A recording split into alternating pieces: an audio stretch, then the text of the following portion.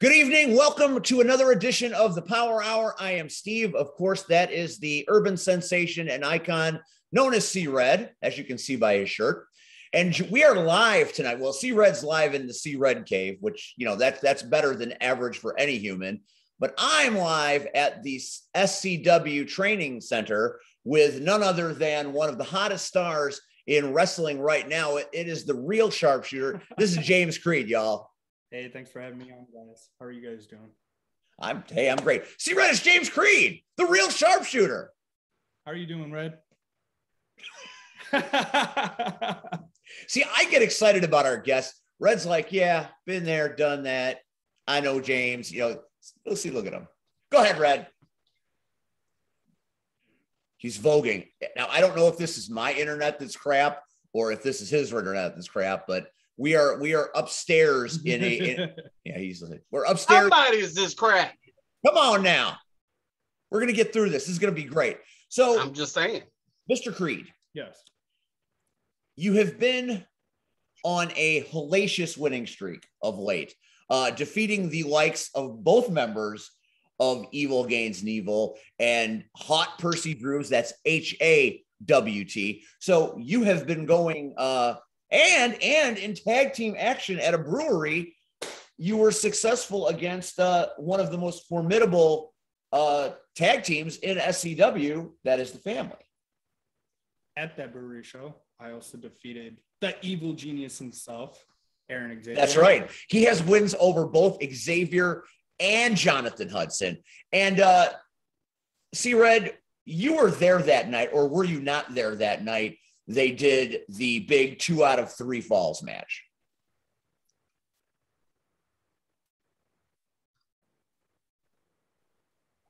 I don't know what he's doing. C-Red is in slow-mo.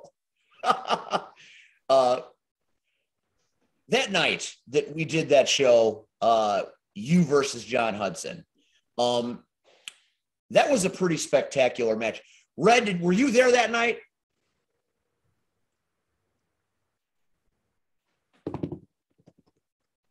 Speak, Red. Yes, no, maybe so.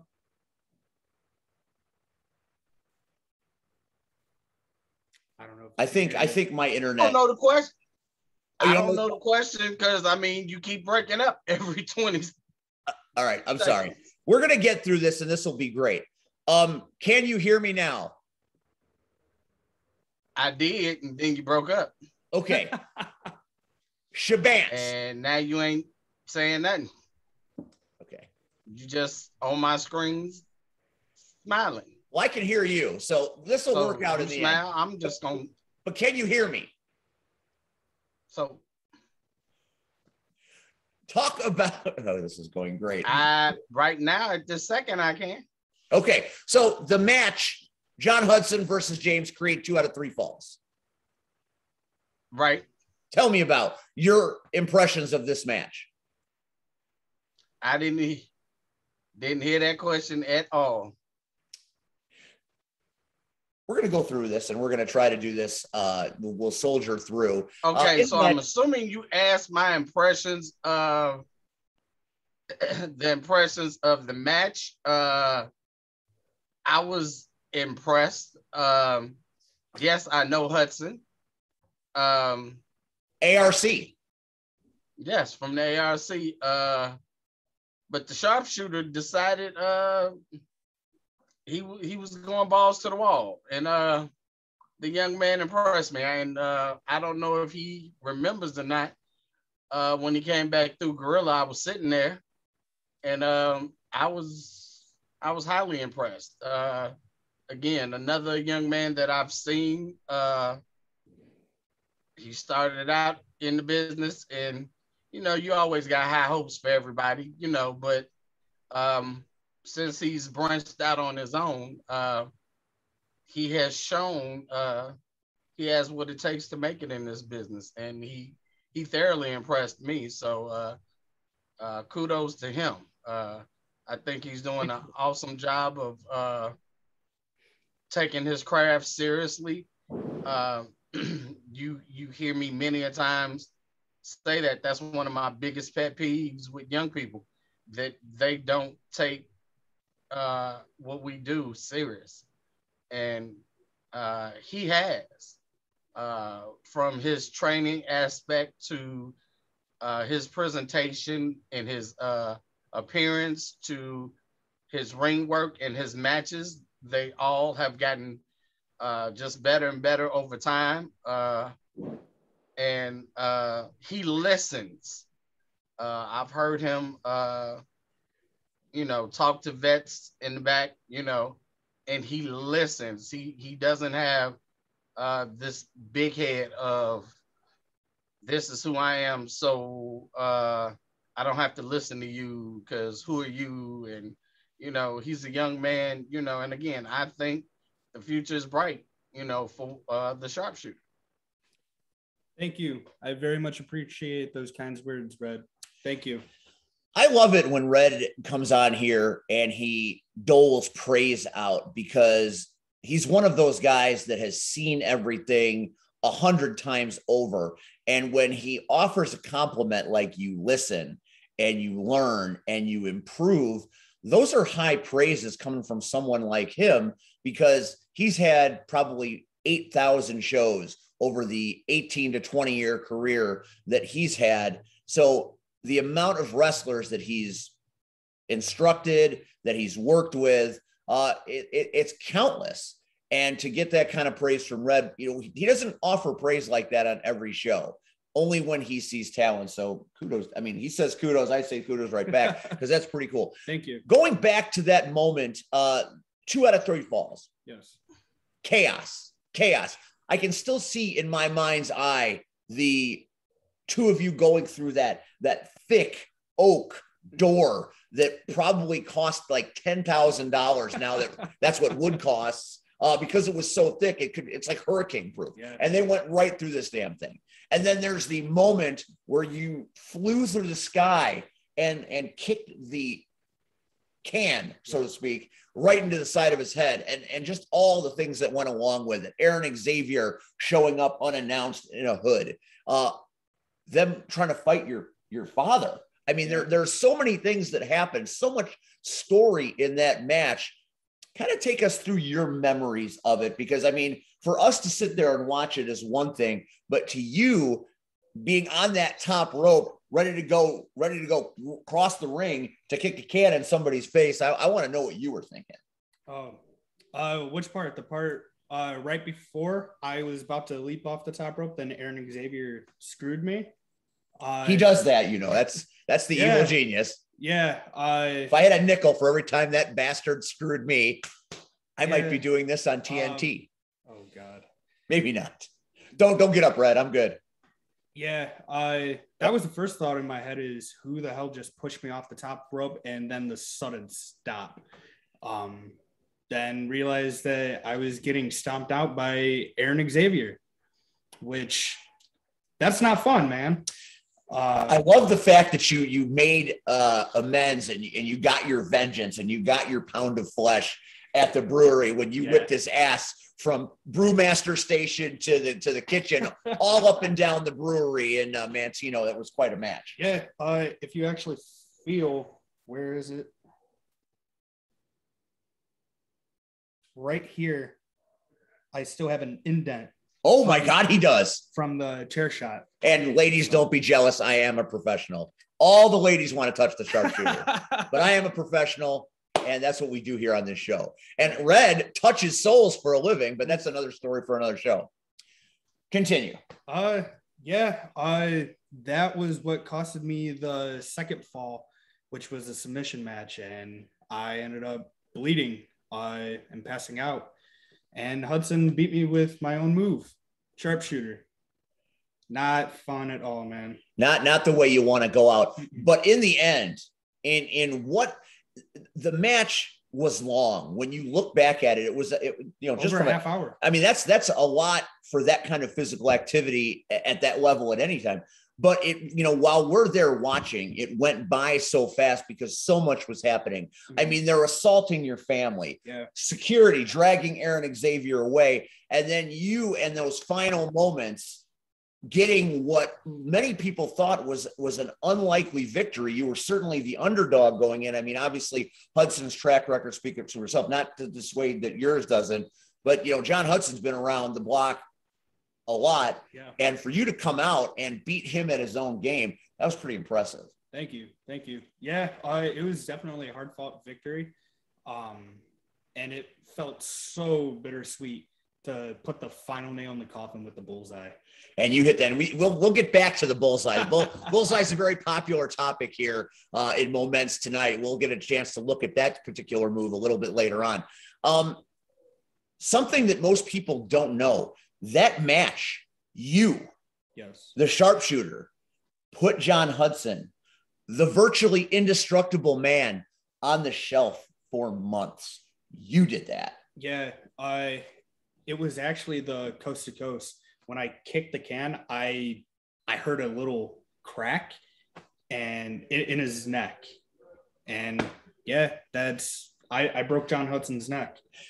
I mean, there are moments in time that you remember, to kill a Terminator in a film is something pretty spectacular. To defeat the monster in a story is what we all live for as people that read stories. You actually did it. You took out the man that tried to screw you over by bringing in his little buddy, and you put him on the shelf. Yeah. That doesn't happen very often. Red, have you ever seen anything like that? Yeah. To Hudson's credit, though, he's again, ladies and gentlemen, we're having technical difficulties, so please stay with us. This is going to look very interesting. Have I heard what? This is going to look interesting. Hopefully this comes out okay, because there's a lot of great stuff here. You and John Hudson were Not all sure set. what you're asking, but if you're asking about the sharpshooter putting John Hudson on the shelf, oh, this is wait till you post it. I mean, I think the difference is he didn't do it maliciously. Not at all. But sometimes, it doesn't have to be on purpose for retro. No, it doesn't. But I think that's the difference between him and Hudson. If the roles were reversed, I think Hudson would have done it with ill intent. He would have done it to prove a point. The sharpshooter did not. And I mean, because because he could have easily went out the next day and had 100 shirts made, said, I broke Mr. 3%'s neck. Still think that's a fantastic merch idea. I broke Baby Gaines or Hercules' nephew or whatever. He could have did all of that. He didn't. And honestly, from a neutral standpoint, I'm glad it wasn't as serious as it was. Could have been a lot worse. Yeah, and Hudson, tough effort. Because he does take care of his body. I think that's why he was able to, have surgery and come back and we'll find out this Saturday, if he's 100%. Yeah. But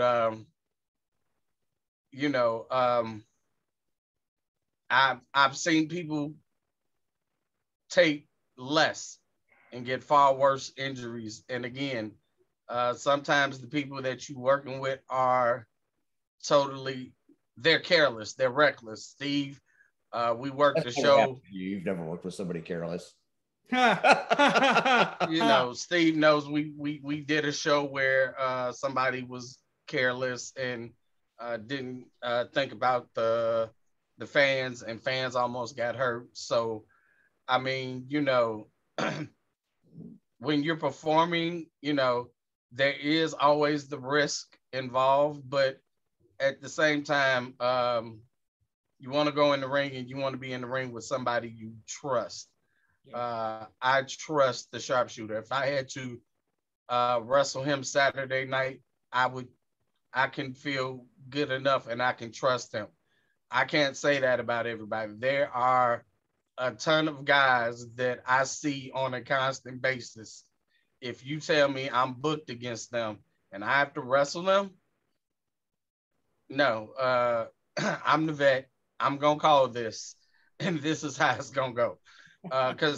And it's not because, and you hate to pull the vet card, but it's because I don't trust you. I just don't. I can't say that, I've seen James work. So I've seen him be able to protect people and, work in an environment. And, even with that match, you would think with all the debris and everything around, a lot of plunder. Right. Something else could have happened, but him and John tried to protect each other the best way they could. So I would 100% trust myself in the ring with the sharpshooter. Trust is fun, and I'm going to put that trust to the test in about 10 minutes. And, sometimes that's why I'm here. You're there. Yeah. Sometimes when you think, hey, you know what, this will be a great idea. I remember that show when I'm like, okay, Marche, you can chop me a couple of times. It's a good idea. People will really enjoy it. I didn't enjoy it. When Willie hit me with a potato, didn't enjoy that either, but that's neither here nor there. We'll see a bullseye in just a bit.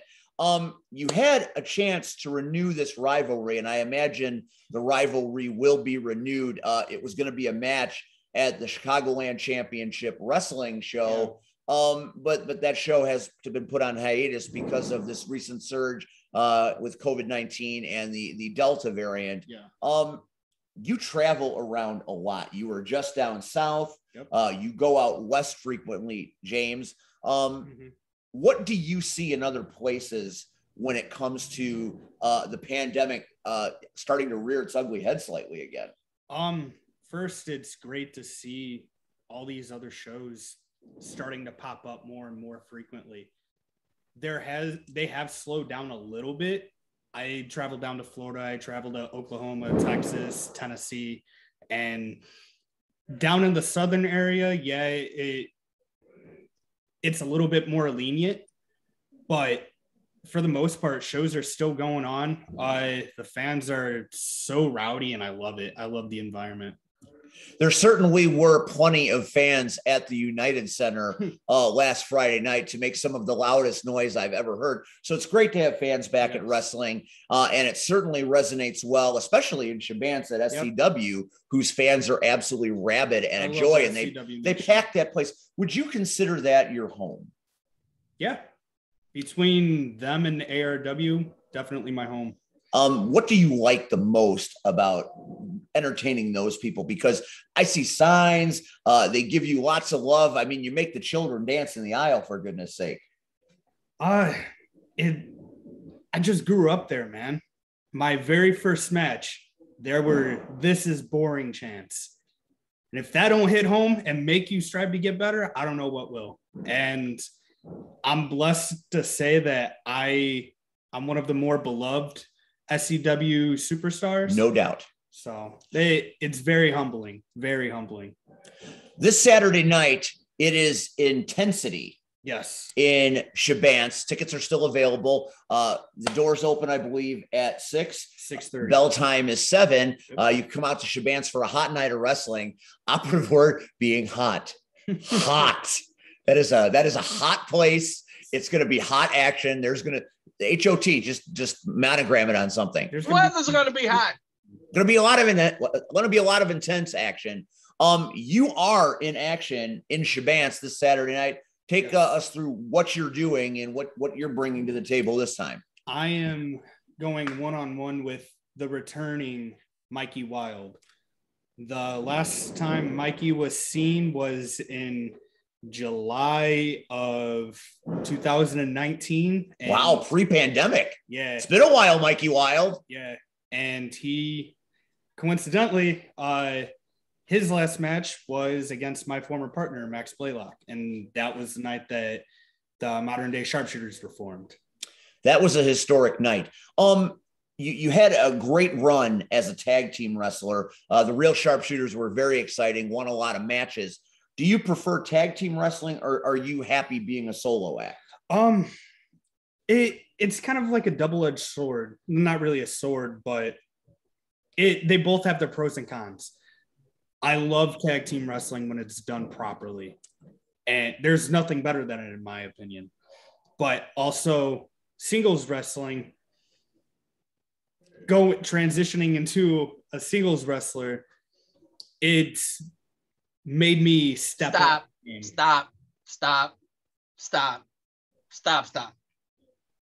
Is he stopping because he can't hear us, or is he stopping? No, he's stopping because stop, James. Yes. Stop it. So when they were a tag team, I'm going to be honest. I'm shooting. He's shooting. There was nothing that made me go, ooh. There was nothing that made me say, what? I want to put my money down and see them again. They were a fan favorite, but me personally, I would have not spent my money to see them. Now, sure. His opinion. As a singles competitor, I would spend my money to see the Sharpshooter. Well, that's that went a little off. That went a little. I wasn't expecting that. See, Red is always that's the thing about this show.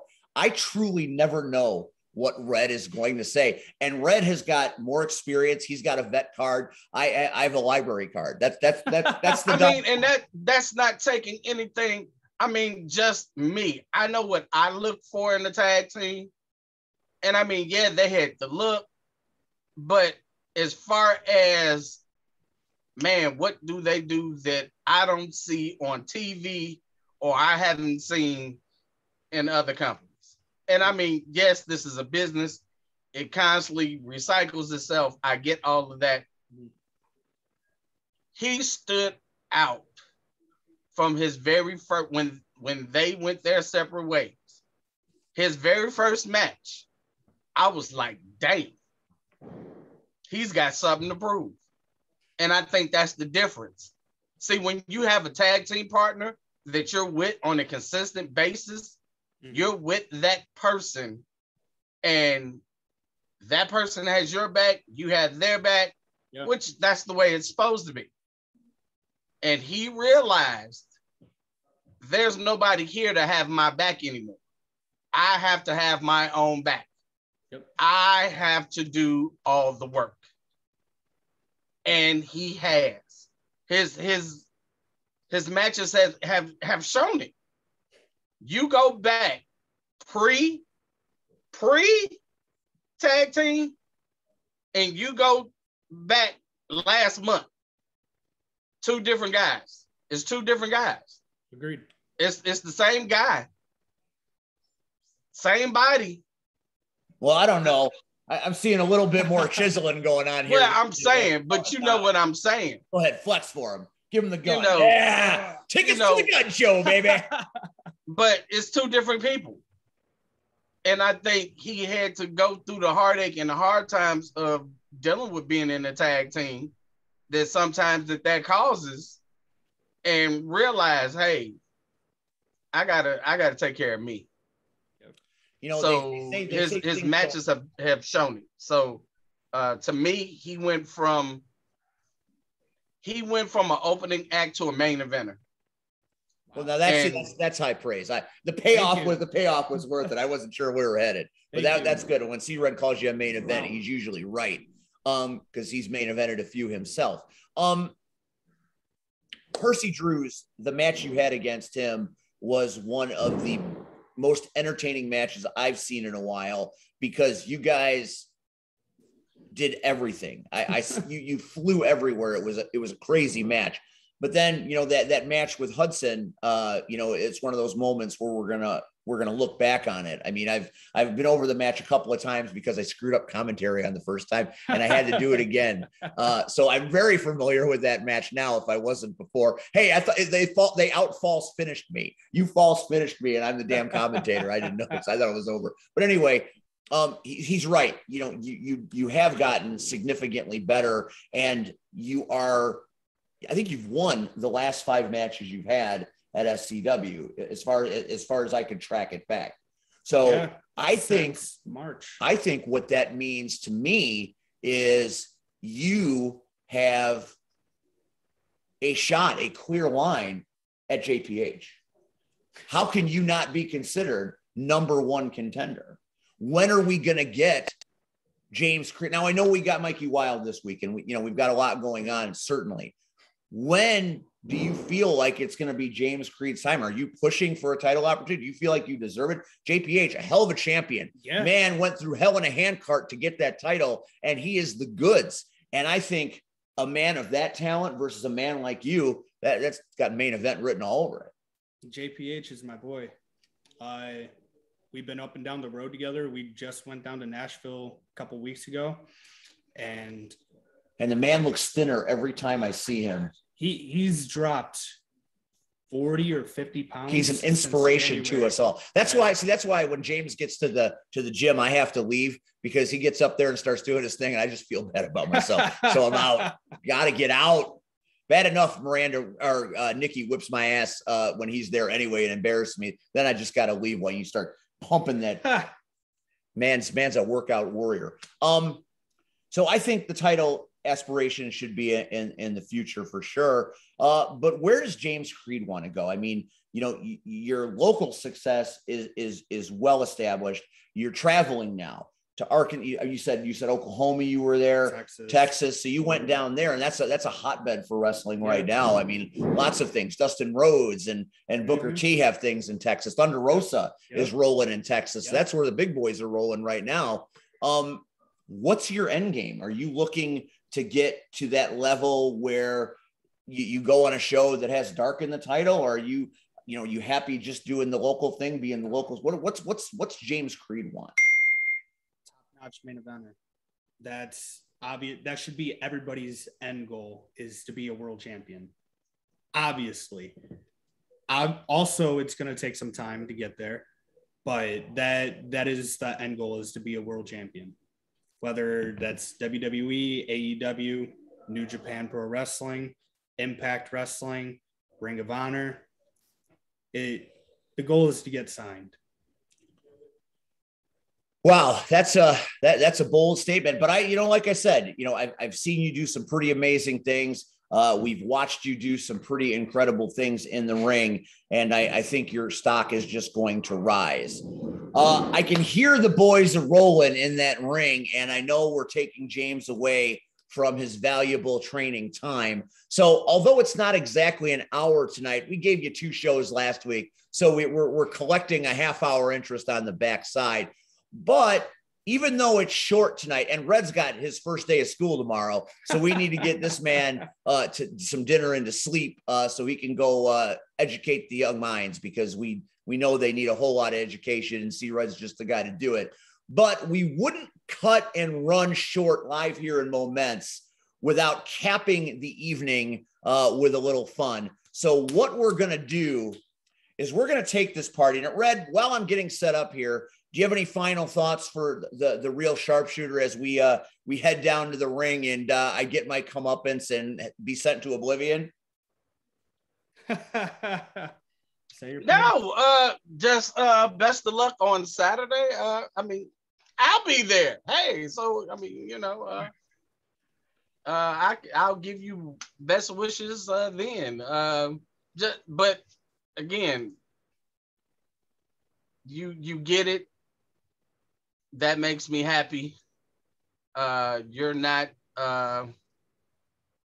standing still. You're not just sitting here in the Chicago area. You're actually moving around. And I tell young people that all the time. You got to constantly move. I know, right? Makes no sense. Yeah. Come on, man. Let's go see you die. Okay, so Red, we're gonna walk down the steps. That would top off today. It really would. Entertain the mass while we walk. Mr. Creed, can you carry the laptop? And see, now he's froze on 2 cameras, ladies and gentlemen. 2. Red, if this doesn't go well. How do you put on a show? Red, we're gonna walk down the steps so we walk. Mr. Creed, can you carry the laptop? Your new co-host? See, I can see James Creed shirt. Yeah, all right. There we go. Is that Hunter Payne? We got Hunter Payne in the house. All right, here we go. This is the CSW Academy for Trading. SCW. And all right. So we are going to ask. And again, ladies and gentlemen, 2 cameras and they're froze. So we're going to ask. Even his technology, ladies and gentlemen, does not want to do. His computer and his phone does not want this to happen. We're working hard, C-Red. We're working hard. Okay. Is that frozen? Nope. It'll come out. Hopefully it'll come out. Hi, Hunter. Hi, Hunter. What's up, brother? When are you gonna bring your ass down here for me? Saturday. I'm talking here. I don't know where here is, but I told you whenever you gave me a date. Is this supposed to be talking to that? Yeah. I don't know what it's supposed to be doing. I'm just here to watch him die. I see red myself. Hey, let's go see Red. Hey, how are you, JPH? All right, good to see you. All right. All right. Good. There we go. There we go. Okay. What's up, man? Next week, TA! Power Hour, where our guest is Turtle. And right now, this is a really bad idea. I don't feel good about this at all. Good night, everybody.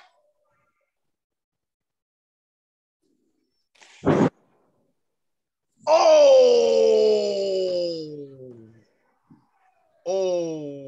Only a fool would volunteer. Ladies and gentlemen, next week, See, Red, you might be on your own. yeah, hey, Hunter, you might want to host with me. Somebody.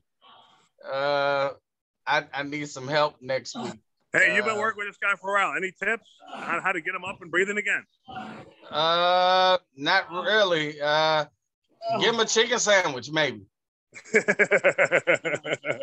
I don't know. Hey, I got an idea. Tell him his trainer is coming through the door. That might move him.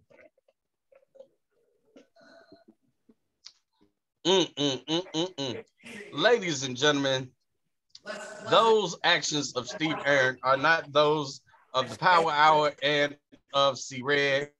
Steve takes all responsibility of any silliness upon his own hands.